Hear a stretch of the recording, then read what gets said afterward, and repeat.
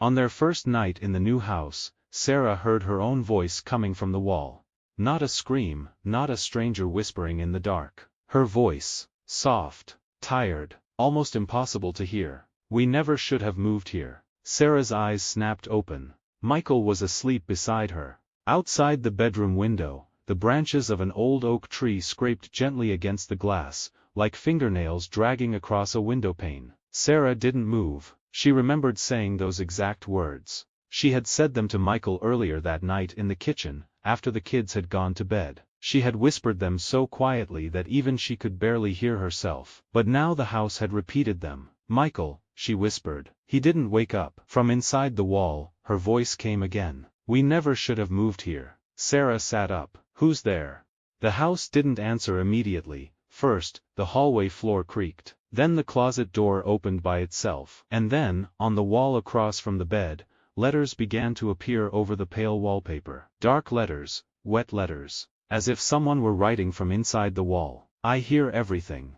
Sarah screamed. Michael jolted awake. What happened? He switched on the lamp. The words were gone. Only a blank wall remained. Only silence. Only the old house, listening to them breathe. They had moved into the house on Maple Street 3 days earlier. Michael said they were lucky. 2 floors, a large kitchen, a backyard, a bedroom for each child, and a price lower than every other house in the neighborhood. "This is our chance to start over," he said when he opened the front door for the first time. Sarah smiled then, but something about the house bothered her immediately. It wasn't the smell of old wood, it wasn't the dark basement, it wasn't the long second-floor hallway, it was the feeling. The feeling that they hadn't walked into an empty house. The feeling that the house had been waiting for them. Their 12-year-old daughter Emily quickly chose the bedroom overlooking the backyard. "It's pretty," she said. 7-year-old Noah found a small door beneath the stairs. "What's in there?" he asked. Michael crouched down and tried to open it. The little door wouldn't move.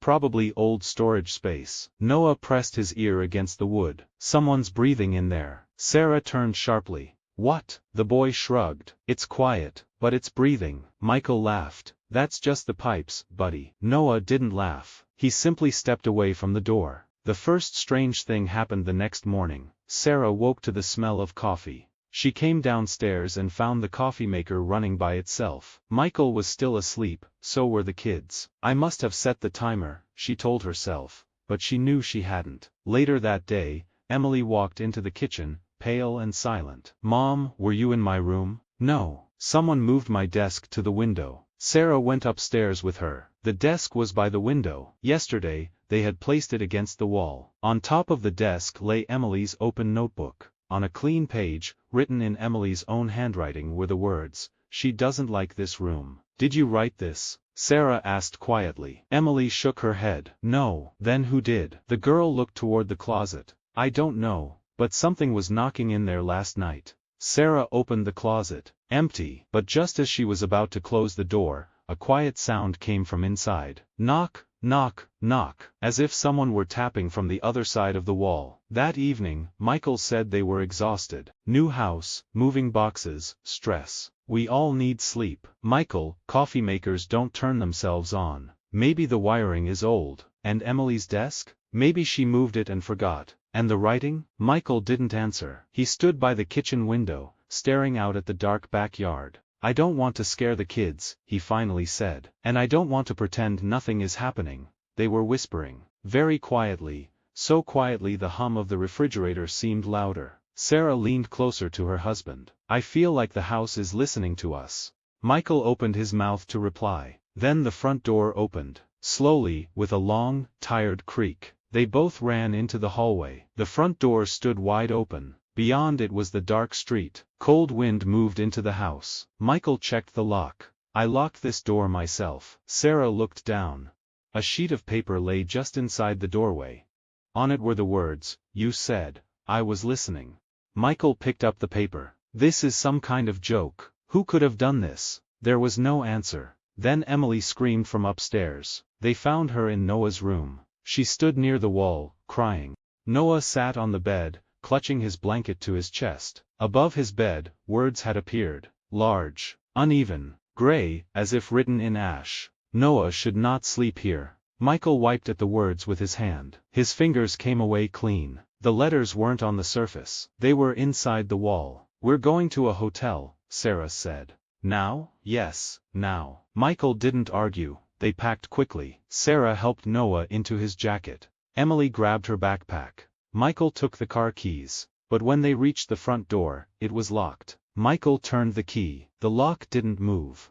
"Let me try," Sarah said. She tried it herself. Nothing. Michael slammed his shoulder into the door. Once, twice, 3 times. The door didn't even shake. Behind them, somewhere in the dark hallway, something clicked. The lights went out. Noah started crying. "Dad!" On the wall beside the stairs, new words slowly appeared. Sarah raised her phone and shined the light on them. "Don't leave. I haven't remembered everything yet." "What does that mean?" Emily whispered. No one answered. Then a voice came from somewhere deep inside the house. Not Sarah's voice. Not Michael's, not a child's. Old, dry. Cracked like burning wood. "You asked for a fresh start." A pause. Then the voice added, "And I remember every beginning." Upstairs, a door slowly opened. Then another, then all of them at once. The house was waking up. Every door on the second floor opened at the same time. Not violently, not with a crash. Slowly. As if something very old had just woken up and was stretching wooden fingers after a long sleep. Sarah held her phone in front of her, but the light trembled in her hand. "Everybody stay behind me," Michael said. His voice tried to sound calm, but Sarah heard it crack on the last word. The front door wouldn't open. The living room windows wouldn't budge either. Michael struck one of them with a heavy chair, but the glass didn't even crack. It didn't sound like glass, it sounded like a wall. Noah cried quietly against Sarah's side. Emily stood beside him, pale and silent. "We'll go out the back door," Michael said. They moved toward the kitchen. That was when the house spoke in Emily's voice. "Dad doesn't believe Mom." Emily stumbled backward. "I didn't say that." The voice repeated, now from the kitchen ceiling. "Dad doesn't believe Mom." Michael froze. Sarah looked at him slowly. "Did you say that?" "No, but you thought it." He didn't answer. Words began forming on the kitchen wall. "You all speak even when you are silent." A cold feeling passed through Sarah. "It isn't just hearing us," she whispered. "It's remembering us." The back door wouldn't open either. Their phones had no signal. Michael's screen showed only one word where the carrier name should have been. "Home." "This is impossible," he said. The magnets on the refrigerator began to move by themselves. Slowly, they formed a sentence. "Everything is possible here." Noah suddenly lifted his head. "It's breathing again." Sarah crouched in front of him. "Where, honey?" The boy pointed toward the hallway. "At the little door beneath the stairs. It wants me to open it." "No," Sarah said immediately. "Nobody opens anything." From behind the little door came a quiet sound. Knock, knock, knock. Then a child's voice whispered. Noah went pale. "That sounds like me." "Don't go near it," Michael said. The voice behind the door whispered again. "Noah, it's safe in here." Emily covered her brother's ears. "Don't listen." Then the voice changed. Now it sounded like Sarah. "Let him open it, Michael." Sarah shook her head. "That's not me." Michael grabbed a heavy cutting board from the kitchen and approached the little door. "What are you doing?" Sarah whispered. "I'm going to see what's behind it. You just said not to open anything. I'm not waiting for this house to decide what it wants to do with our kids." He pulled the handle. This time, the little door opened easily. Behind it was not storage. There were stairs. Narrow wooden stairs leading down. Even though there should have been no space beneath the staircase for another staircase. Cold damp air rose from the darkness. It smelled like dust, and old flowers. "Close it," Sarah said. But Michael pointed his phone light downward. On the bottom step lay a child's toy. A small blue car. Noah whispered, "That's mine." Sarah turned to him. "No. Your car is upstairs in your room." "No," the boy said. "That's the one I lost in our old apartment." They did not go down. Michael shut the little door and pushed a heavy cabinet in front of it. After that, the house went quiet. Not calm. Quiet. As if it were waiting. They gathered in the living room. Michael kept a kitchen knife beside him. Sarah held Noah close. Emily sat on the floor, staring at the wall. "There's something there," she said. "Where?" "Under the paint." Sarah brought her phone closer. Beneath the white paint, old scratches began to appear. At first, they looked random. Then Sarah understood. They were names. David, Lisa, Ben Sclair, Jacob. Are those the people who lived here before? Emily asked. Michael didn't answer, because beside those names, new ones were slowly appearing. Michael, Sarah, Emily, Noah. Noah began to cry. Sarah reached out and touched her own name. The wall was warm, like skin. Then she saw another line beneath the names. A family stays as long as it is remembered. What does that mean? Emily whispered. Michael took a moment to answer. Maybe the house keeps people here. Alive? Sarah asked. And then the walls around them began to speak. Many voices. Men, women, children. Some crying, some whispering, some laughing as if they had forgotten how. Don't trust the rooms. Don't look into the mirrors. He is not a house. He is memory. Do not let him remember your face. The voices merged into a low, terrible noise. Then one voice rose clearly above the rest, a child's voice. Noah has been here before. Sarah pulled her son tighter against her. No, new words appeared on the wall. He came back. Noah stared at the little door beneath the stairs. Then he said quietly, I know what's down there. Michael slowly turned toward him. What? The boy whispered, my room. At that moment, the little door beneath the stairs opened by itself. The cabinet Michael had pushed in front of it slid away without a sound. From the darkness came the smell of baby powder, old blankets, and something long forgotten. Then Noah's voice called from below. The same voice, only younger. I've been waiting for you. I've been waiting for you. The voice in the darkness was Noah's voice, but not the Noah standing beside Sarah. A younger Noah, a smaller Noah. The way he had sounded when he was 3. Sarah covered her son's mouth with her hand, as if she were afraid the house might steal even his breath. Don't answer, she whispered. Noah nodded, but he didn't take his eyes off the little door. Michael stood in front of them with the knife in his hand. He was trying to look strong, but Sarah could see his fingers shaking. Who's down there? He asked. A soft laugh came from below. A child's laugh, you know. No, I don't. Yes, you do, Michael. Then the house spoke in Michael's own voice. If we hadn't looked away, he never would have fallen. Michael went pale. Sarah slowly turned toward him. What does that mean? He didn't answer. Michael. The walls around them began to crackle, as if hundreds of old voices were waking inside them. New words appeared across the wallpaper. He has been between before. Sarah stared at her husband. What happened? Michael slowly lowered the knife. When Noah was 3, he fell into the basement at my mother's old house. Sarah froze. You told me he only broke his arm. He did, Michael. He rubbed a hand over his face. He disappeared for a few minutes. We found him downstairs. He was sitting in the dark, and he wasn't crying. He was just staring into the corner. Noah whispered, there was a room. Michael turned sharply. No, buddy. There wasn't a room. There was. The voice behind the little door repeated, there was. Sarah felt the floor tremble beneath her feet. The narrow stairs behind the little door now seemed deeper than before. Michael's phone light could not reach the bottom. The house knew him before it knew us, Sarah whispered.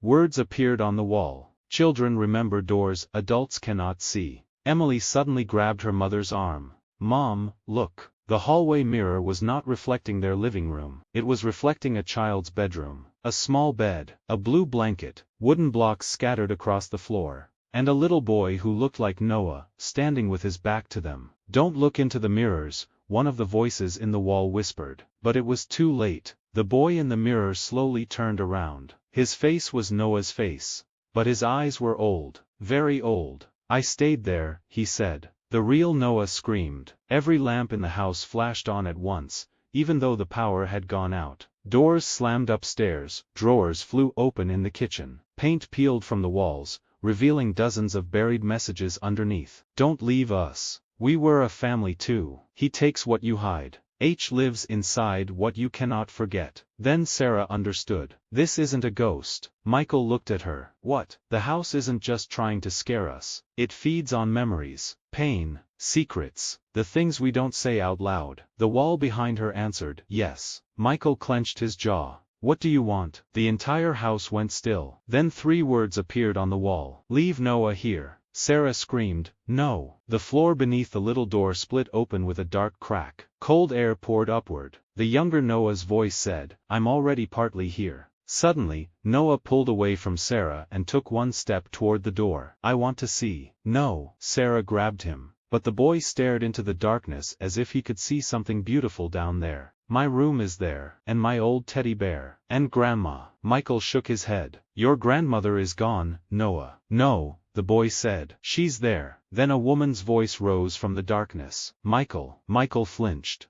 "Mom?" Sarah saw his face change. All his strength vanished in 1 second. "Michael," the voice called from below. "It's been so long." "That's not her," Sarah said. But Michael was already staring into the dark. The house had found his weak place. "I forgive you," his mother's voice said. Michael closed his eyes. "No, it wasn't your fault you left me alone." Words appeared behind him. "He never said goodbye." Sarah realized then that the house did more than remember. It chose the most painful memory, and turned it into a door. "Michael, look at me," she said. "It's a trap." His breathing was heavy. "I never got to talk to her." "I know. I didn't answer her last call." Sarah took his face in both hands. "But that is not her." The voice below changed. It became rougher, deeper. "He was always weak." Michael opened his eyes. The house had made a mistake. His grief turned into anger. He grabbed the kitchen knife and drove it into the wall beside the writing. A long wooden groan deck sap slowly leaked from beneath the blade. Not blood, but close enough. Michael breathed hard. "Then we can fight it." That was when the entire living room filled with whispers. Not dozens of voices, hundreds, thousands. They spoke all at once. "He does not forgive. He does not release. He remembers you better now." One final message appeared above the fireplace, large, black, as if burned into the wall from the inside. "I remember Sarah's face." Sarah stepped back. Every mirror in the house cracked at the same time, and in every broken piece, she saw herself, not as she was now, older, gray-haired, standing by the window of this same house, as if she had never left. The message above the fireplace did not fade. Sarah stood in the middle of the living room, staring at the broken mirrors. In every shard she saw her reflection, but not as she was now, an older Sarah. A lonely Sarah. A Sarah standing at the window of this house as if she had been waiting there for years. "Mom?" Emily whispered. Sarah blinked. The shards became ordinary broken glass again. "Don't look into the mirrors," she said. "Don't look at them at all." Michael pulled the knife from the wall. Dark sap ran slowly down the wallpaper, leaving a glossy trail. The house began to hum, not loudly, low and deep, as if a giant heart had started beating somewhere in the foundation. "It chose you," Michael said. Sarah shook her head. "No, it wants us to think that." "Why?" "Because if we become afraid of each other, it wins." A new message appeared on the wall beside her. "Sarah knows her family can survive without her." She froze. Michael read the words and turned toward her. Sarah, the house was telling the truth. The thought had crossed her mind only minutes ago. A quick, shameful thought. If the house wanted her, maybe she could stay while Michael got the children out. She had not said it, but the house had heard. "Don't listen to it," Emily said. The writing changed. "Emily is afraid Mom will choose Noah." The girl began to cry. "That's not true." Sarah pulled her into her arms. "I am not choosing anyone. We are all leaving." Then the house spoke in Sarah's voice. "You cannot save everyone." Michael drove the knife into the wall. "Shut up." The house trembled,